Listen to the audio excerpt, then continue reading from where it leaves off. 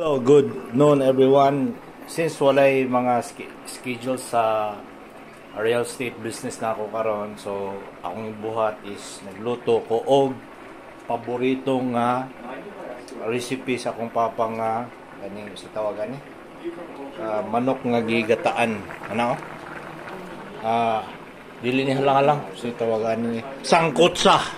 Di ba? Grabe kani mga folks. Maglaway-laway mong ba kung makatilaw ka ni mga folks. Makalimot kasi mong ngalan ani folks kung makatilaw na ka. Ano? Katong ako ang misis o ana panilap na daan wa pagay siya kakaon ani karong adlaw. Pero muna karon no. Grabe kulo-kulo na pagay mga folks. Lata na kayo, no? Manok nga hiniktan nga 5 ka tuig ron eh. Bitaw, pinaliter na sa mga dihara sa grocery folks para dali ra ba.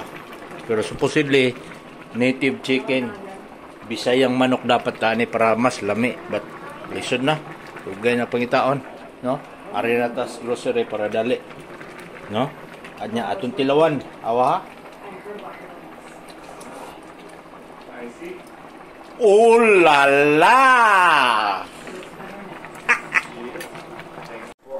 Tanawa atong tistingan. Mo ni ang sangkutsa, no?